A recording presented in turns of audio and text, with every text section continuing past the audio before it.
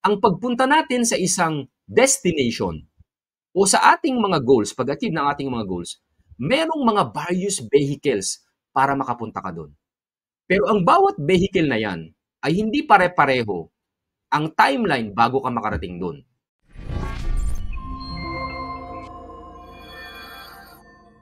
Ano ba ibig sabihin ng right vehicle? Kung let's say ang analogy natin, no, sample lang ang analogy natin.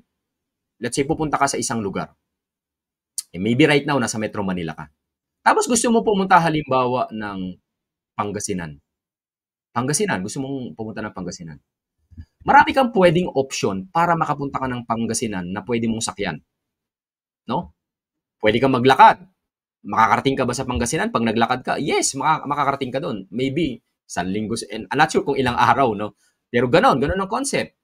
Medyo matagal, days ang aabutin mo. If not, how many hours, no? Pwede kang magbisikleta siguro, pwede. Makakapunta ka ng Pangasinan from Metro Manila, magbisikleta ka. Pwede kang mag-tricycle o magmotor. O yun, mas mabilis. O pwede kang mag-four wheels. No? Pwede kang mag-four wheels. Or pwede kang sumakay ng helicopter. Syempre, kung mayaman ka, helicopter ka, mabilis lang. No? Siguro, minutes lang, nandoon ka na sa Pangasinan kung meron kang helicopter. So, meaning to say, ang pagpunta natin sa isang destination o sa ating mga goals, pag-achieve ng ating mga goals, merong mga various vehicles para makapunta ka doon. Pero ang bawat vehicle na yan ay hindi pare-pareho ang timeline bago ka makarating doon. Maybe kung paglalakad ang vehicle mo, baka hindi ka makarating doon sa destination mo na yon o goal mo. Baka maubos na yung oras mo.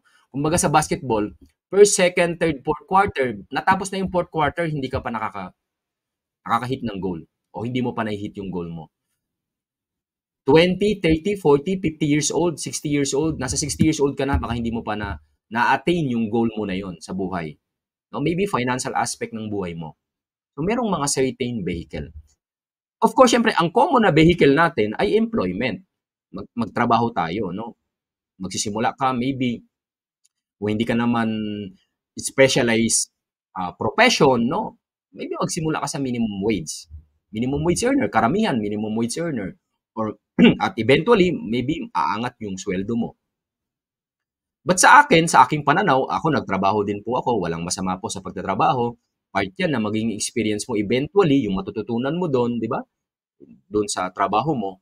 Pero at one point ng career mo, pag nag-mature enough ka na, tumanda ka na ng konti, marirealize mo na, meron ba akong pag-unlad dito kung ganito yung gagawin ko? Kaya nga maraming nagdi-decide na, mag-abroad na lang ako. Magnenegosyo ko. Kasi kung halimbawa, minimum wage earner ka, hindi natin dinidiscredit ang ating mga minimum wage earner, no? Ang pinag-uusapan natin dito ay yung realidad na status, no? Kung saan ang ating patutunguhan. Halimbawa lang, minimum wage earner ka. 2 years from now, 3 years from now, 5 years from now, hindi naman masyadong umaangat ang sweldo mo. Para kang naglalakad papunta sa pangarap mo. Para kang naglalakad at sobrang bagal nun. Kung employment ang option mo, kailangan mong galingan palagi. Kaya nga yung karamihan sa employment, attend sila ng seminar, mag-aaral pa ulit sila, mag-MBA, mag-second course, magdo-doctorate, ganyan, para umangat yung sweldo. Okay yun. No, aangat yung income mo. But of course, syempre, may mga limitations din. Na like example, the moment na hindi ka na physically capacitated, hindi mo na kaya or because of age, wala na, hihinto na ang kita mo. No? So, yun ang isang vehicle. Another vehicle, pwede kang mag-abroad, no? Nagbibigay lang tayo ng reality, no? O pwede kang magnegosyo. O yun yung isang magiging vehicle. Pero sa negosyo, hindi rin siya equally kagaya ng employment. Ang employment, merong maliliit ang sweldo, meron ding malalaking sweldo. No? Meron ding yung mayaman sa employment. Hindi yan general rule na ay wala namang yumaman sa employment. Hindi po ganoon. Meron at merong yumayaman. Merong kumikita ng 200,000, 300,000, half million sa employment. Of course, syempre, at the level na ng mga executive or maybe VP or nasa multinational company, may mga ganun po. Ako, may mga client ako na talagang malalaki din ang sweldo nila sa employment, no? So, kaya, isa din yon. Pero kung wala ka doon sa mga yon, na kumikita ng malaki at doon ka sa average, na income earner, ang option mo din talaga ay magkaroon ng other source of income. Kung hindi ka mag-a-abroad, pwede kang magkaroon ng source of income dito. Kaya napaka-importante na pipiliin natin ang vehicle na pupuntahan natin. Ako, nagtrabaho, okay ang sweldo ng pagiging accountant. Okay, okay ang career ng mga accountant din talaga, no? And nag-traditional business kami. Traditional business-wise, no, as a vehicle, like for example, nagbigasan kami, nagdamitan, no, yung RTW, buko, pati buko. Pinatulan ko pa yan, no? I remember dati, 2013, may nagsabi sa akin, magbenta kayo sa Sampaloc, Manila kasi yun, no? Magbenta kayo sa North Cemetery ng buko for 2 days kasi pagka ano daw, undas, matami daw tao doon. Ayun, tinry pa namin magbenta ng buko doon. May cart kami doon sa North Cemetery dati, no? 2013. Ganun ako ka-aggressive talaga sa ano, no? Habang nag-work bilang accountant, mayroon kaming traditional business, no? May bigasan, may buko, may damitan, no? So, sinubukan natin lahat. Pero alam niyo, na-realize ko through time at ngayon na lang din, no, na o nga, no, ang bahagal pala na vehicle nun. Imagine mo magkano lang kikitain mo sa bigasan. O, yung siguro may nanonood right now, nagbibigasan. Magkano kita nyo sa isang kaban? Sa isang kilo, 4 pesos, 5 pesos, maybe 3 pesos. So kung 4 pesos per kilo sa 50 kilos, sa isang kaban, 200 pesos lang makita mo doon sa isang kaban. So kung worth niyan ay 2.5 dahil 50 pesos per kilo right now, 2.5, sa 10,000 mo, 4 na kaban lang yon. 800 ang kita mo doon. So meaning to say, pag ang sales mo ay 10,000 pesos, meron kang 800 na kita doon, na gross margin mo. O, per day, magkano yun in 30 days? 24,000. Magkano renta namin dati? 30,000 doon sa monthly namin sa Sampaloc, Manila. Kuryente, tubig, di ba? Mas malaki pa yung margin namin sa buko, yung buko juice, tas buong buko, no? So, ibig sabihin, mga vehicle yun. Traditional business. Merong mga traditional business, syempre na mabilis. Minsan, may makita ka dyan. Nagkaroon ng bakery, nagkaroon ng pandisalan, nagkaroon ng restaurant, napapranchise, dumami, lumaki. Bilis. May ganon, no? Pwede rin vehicle yun. Kumbaga ngayon, pinapa-analyze lang natin, ma-realize natin, ito pala yung mga various vehicle na tinutukoy natin, no? Meron dyan, direct selling, or mga beauty products, health and wellness, no? Ang daming umaasenso din dyan, lalo ngayon, mga online selling. So, it's a form of vehicle na pwedeng piliin. Nagkataon lang, sa case ko, nag-networking ako dati, at some point, nag-insurance, and yung real estate talaga ang ginawa ko ng career since 2012. So, matagal na ako sa real estate, pang 13 years ko na right now. At ito naman yung nakita kong vehicle na mabagal sa simula dahil sumasabay ang learning curve, kumbaga yung experience mo at natututunan mo through time, sumasabay-sabay yan.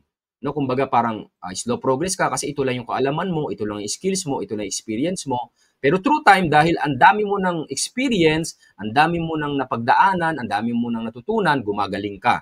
Gumagaling ka sa pakikipag-usap sa kliyente, gumagaling ka sa pag-handle ng conversation, and then eventually, dahil ikaw nakita mo yung sarili mo bilang leader, gumagaling ka na sa pag-handle ng tao. Gumagaling ka sa paghanap ng right people, gumagaling ka sa pag-handle ng tao, gumagaling ka sa pag-drive ng iyong team. No, ganun ang series niya. So mabagal sa simula and then magmo-momentum. Wala yang kaibahan kung halimbawa ikaw may tinutulak ka paangat, no? May tinutulak ka paangat, maybe siguro bato, no? Paangat na ganyan. Pero the moment na nag-momentum ka na, nasa tuktok ka na, tapos pababa ka na, ang bilis na nun. Ganun din po ang progress. Wala yang galing ka sa baba, paangat ka, tapos nagaling ka sa baba, step 1, tapos nadun ka na agad sa step 10. Diba? So, wala pong ganun, no? Kaya, napakahalaga po ng pagkakaroon ng right vehicle. Pwedeng ang vehicle mo right now ay parang naglalakad ka, pwedeng nagbibisikleta ka, pwedeng nagtatricycle ka, pwedeng nakamotor ka, pwedeng naka 4 wheels ka, o pwedeng naka-helicopter ka. Pipiliin mong maigi ang tamang vehicle. But of course, through time, hindi mo yan mahahanap agad. Kagaya ko, nag-networking, nag-insurance at some points, nag-traditional business, buy and sell, etc. etc. Hanggang sa nakita ko ang real estate na ito na yung pinakamagandang vehicle para sa akin, as far as I am concerned, and based on my experience. At nakita ko yun. No? Kaya sa atin, sa inyo po nanonood right now, hanapin nyo yung vehicle na yun. No? I-evaluate natin, ito bang ginagawa ko right now kung sumusweldo ako ay mabilis? Am I getting closer sa aking mga pangarap? Madali lang po yung i-evaluate.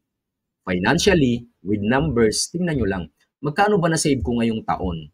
At ilan ba yung na-save, na-invest ko ngayong taon?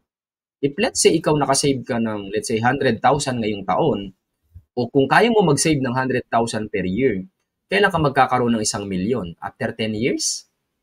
Magkakaroon ka ng 1,000,000 after 10 years? Mabilis ba yun sa'yo o mabagal yun sa'yo? Ganun mo siya i-evaluate. Paano kung 50,000 per year lang ang aking nasa-save at na-invest? Kailan pa ako magkakaroon ng 1,000,000? After 20 years? Mabilis ba sa'yo yun or mabagal sa'yo yun?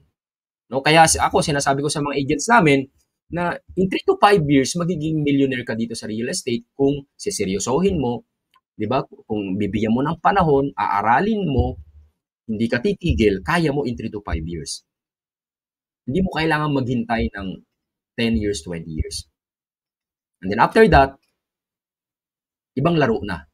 Ibang laro na pag sobrang dumating ka sa point na, okay, may bibili na kong property. Ito, pwedeng invest sa ganito. Or maybe ikaw mismo, dun ka sa area mo, ay, paano ko ba i-expand itong pagiging ahente ko? So marami kang pwedeng gawin eventually. No? So yan, napakahalaga ng right vehicle. Kasi kung mali ang vehicle mo, which is mai-evaluate mo yan, kung 3 years mo nang ginagawa yan or 5 years mo nang ginagawa yan, tapos wala ka man lang naipon o hindi lumalago ang net worth mo. Oh, by the way, sino nakakaalam ng net worth? Alam nyo ba kung magkano yung net worth nyo? Assets nyo minus liabilities, ari-arian nyo minus utang ninyo, yun yung net worth. Yung iba sa atin, negative net worth kasi mas marami ang utang kaysa sa ari-arian. Dapat aware kayo doon. Tinatrack nyo dapat, ito na yung aking net worth. Kasama dito yon. Okay, so right vehicle.